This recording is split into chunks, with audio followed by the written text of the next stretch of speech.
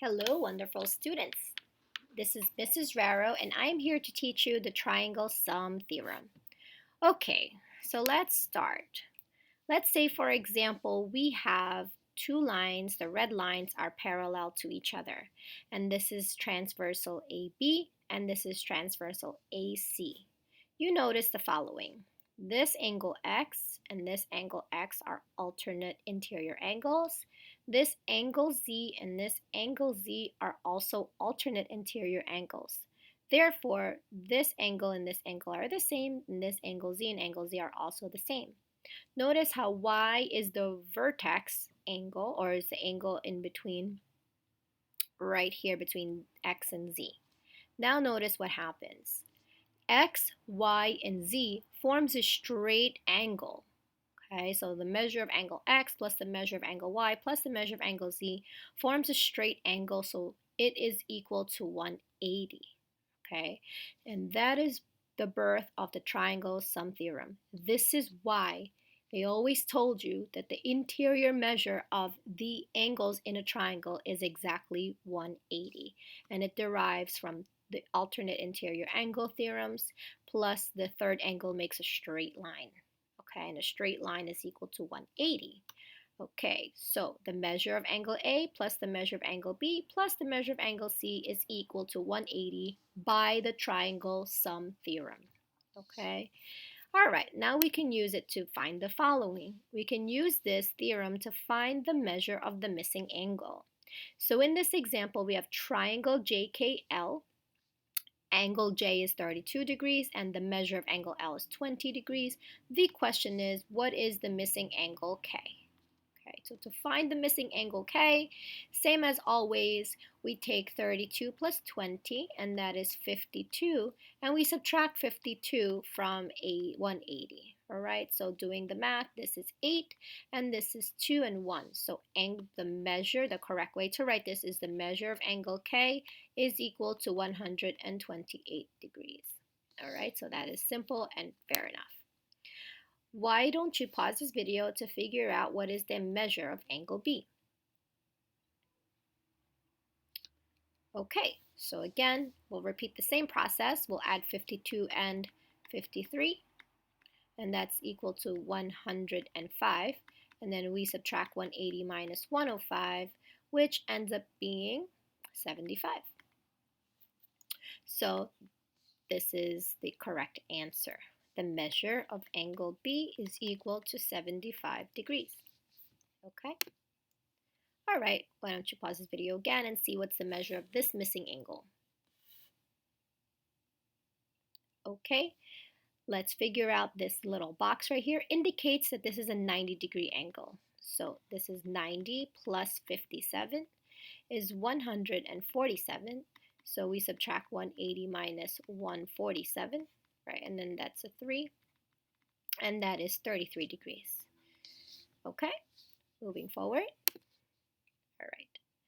Now let's solve for x. Right, we have a triangle, PQR.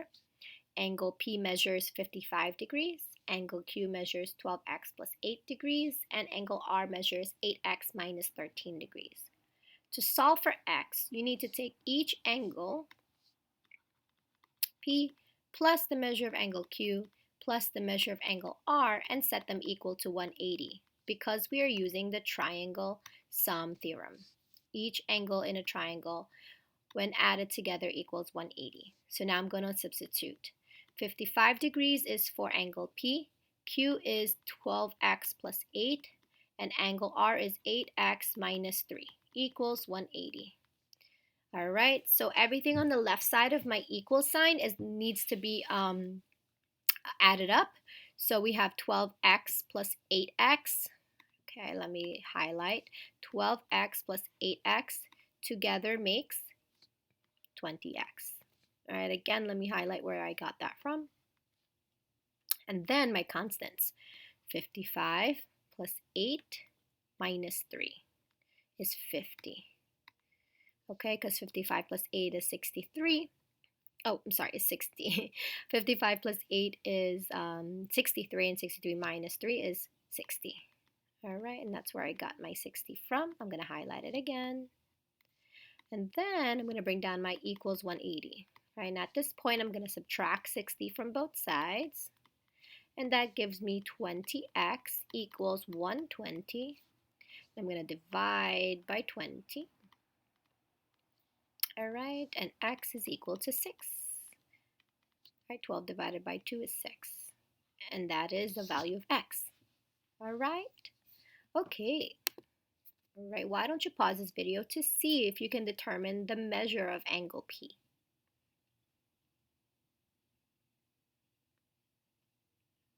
Okay, so to determine the measure of angle P, you have to figure out what the value of x is first. And to do that, you need to apply the triangle sum theorem. Angle Q is already 90 degrees, so let's mark this as 90 degrees. So again, we find the measure of angle Q plus the measure of angle P plus the measure of angle R. Together, that makes 180 degrees. Angle Q is 90 degrees. Angle P is 2x minus 2. And angle R is x plus 5. Now I'm going to ensure I simplify by adding my x's. So 2x plus x is equal to 3x. And again, I'm going to highlight that so that you're aware of where I'm getting that from. And then let's highlight my constants. So I have a 90 minus 2 is 88. 88 plus 5 is 93. Okay, we're almost there. Then we're going to subtract 93 from both sides. So we have 3x equals 180 minus 93. So that becomes 87. Okay? Now we divide by 3. I'm going to use my long division here. This is 2 carries 6. Oh, no, sorry. Minus 6, 27. So that is 2, 7. So that's 9, 29. So x equals 29. So while that helps me with this answer, all I have to do now is to plug it in. So 2 times 29 minus 2. Okay, so 29 times 2 is 40 and 18, so that's 58. And 58 minus 2 is 56, so that is my final answer, 56. I know you're so inclined to put x equals 29, but again, that doesn't answer the question. It wants to know the measure of angle P by plugging it back in. Okay? All right, so I hope you got that one. Thank you for watching.